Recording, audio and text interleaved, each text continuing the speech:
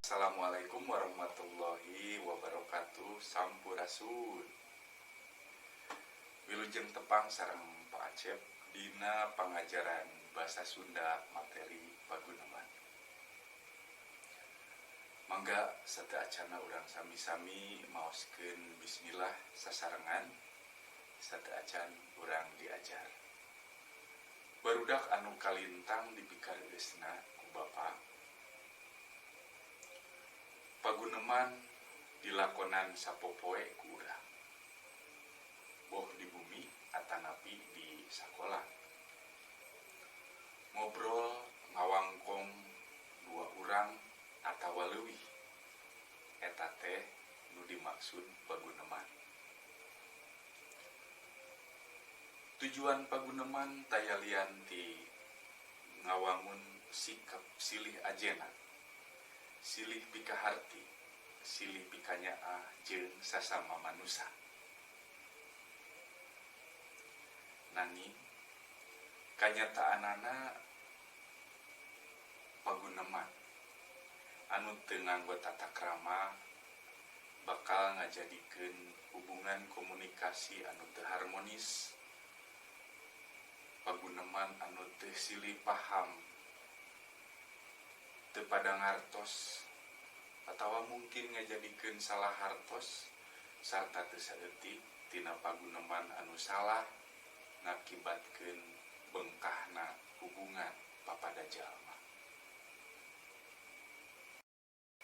Dupi harapan mah saparantos hidup ngiringan pangajaran paguneman ieu hidup gaduh kaparigelan tiasa nyusun paguneman.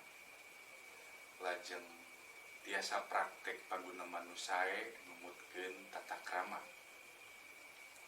Salajengna nu teu kirang pentingna nyaeta hidup tiasa nimukeun tur ngalarapkeun ayat-ayat dina Al-Qur'an atanapi dina hadis anu ngiberan ka urang sadayana ngeunaan pentingna tata krama tur sopan santun dina kahirupan kitu. Penting diajar paguneman anu nganggo tata krama. Tur tonton video ieu dugi karengsena ulah hilap like sareng subscribe na supados langkung kahartos. Mangga ieu tengetan contoh paguneman kahiji dina wangun komik. Hai, nepangkeun nami abdi Sinta. Saderek namina saha? Oh, muhun nami abdi Rama. Abi mah kawitna ti SDN di Pitaloka. Rama ti SDN mana? Abdi mah ti SDN Cakrabuana Sin. Abdi linggih di Perum Mutiara Asih. Ari Rama linggih di mana? Abdi mah di Perum Geget Katresna Sin. Mun kitu mah caket. Kayak urang tiasa kerja kelompok upami aya pancen ti guru. Leresin. Mangga iraha wae Sinta tiasa kerja kelompok di rorompokna Rama. Hatur nuhun Rama kersa wawanohan sareng abdi. Sami-sami Rama oge ngaturkeun nuhun ka Sinta. Barudak anu kalintang dipikareusna ku Bapa nembe hidup parantos nonton contoh paguneman kahiji anu ngagunakeun tata krama anu leres. Paguneman anu nembe ditinggal ku hidup teh mangrupi contoh paguneman nu sae anu nganggo tata krama basa. Cirina teh ngagunakeun basa anu lemes. Mangga ayeuna urang tataan ku Bapa. Basa-basa atanapi kecap nu digunakeun nu mangrupa ciri paguneman nganggo tata krama anu sae. Misalna kecap abdi eta teh lemesna tina kuring. Kecap saderek lemesna tina kecap maneh. Kecap rorompok lemesna tina kecap imah. kecap nami lemesna tina kecap ngaran. Kecap muhun lemesna tina kecap nya atanapi heueuh. Kecap kawit lemesna tina kecap asal. Kecap linggih lemesna tina kecap cicing. Kecap caket lemesna tina kecap deukeut. Kecap tiasa lemesna tina kecap bisa. Kecap leres lemesna tina kecap bener. Eta sawatara kecap anu nuduhkeun eta paguneman kagunakeun basa anu sae, nu lemes tur nganggo tata krama. Dina proses diajar basa Sunda, sarantos ti bapa hidup ngabiasakeun sadidinten ngagunakeun basa anu lemes. Ngeunaan larapna keur ka batur atawa keur ka diri sorangan keun we disimpen heula. Nu penting hidup ayeuna mah ngabiasakeun heula ngagunakeun basa lemes, boh jeung babaturan, komo sareng sepuh mah atanapi oge sareng sahandap supados janten kebiasaan. Barudak sadaya minangka bagian tina tata krama salianti basa lemes aya oge lentong.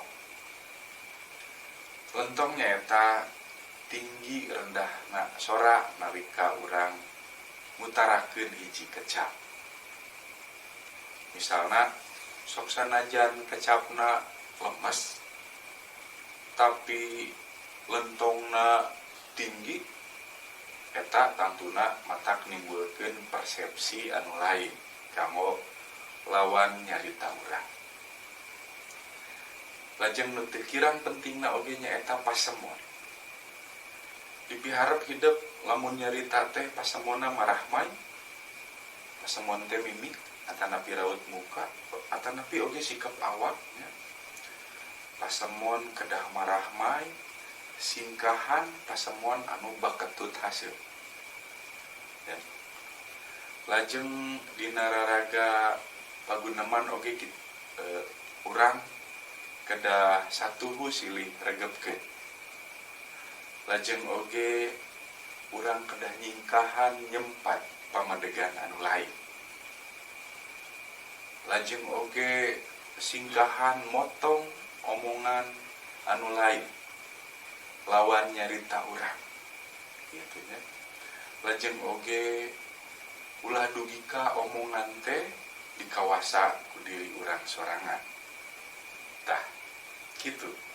Sawatara aspek tata krama basa dan tiasa dicinekeun boh dina aspek kabasaanana boh dina aspek sikap hidup kedah ngagunakeun tata krama basa Sunda.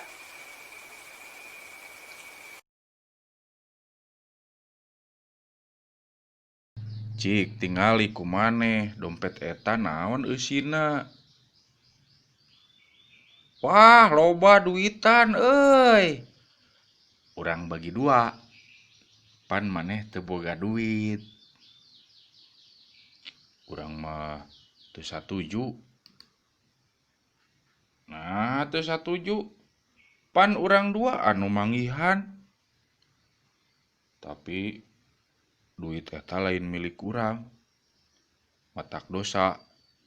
Mending dilaporkeun ka polisi we. Ah, sieun ari kitu mah urang miluan ceuk maneh we.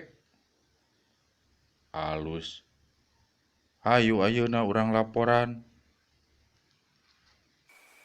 Dina paguneman eta sabalikna tina contoh anu sateu acana. Tegesna eta dua tokoh teh ngagunakeun basa loma atanapi basa akrab. Tatapina basa loma mah khusus digunakeun teh sareng babaturan mutos caket.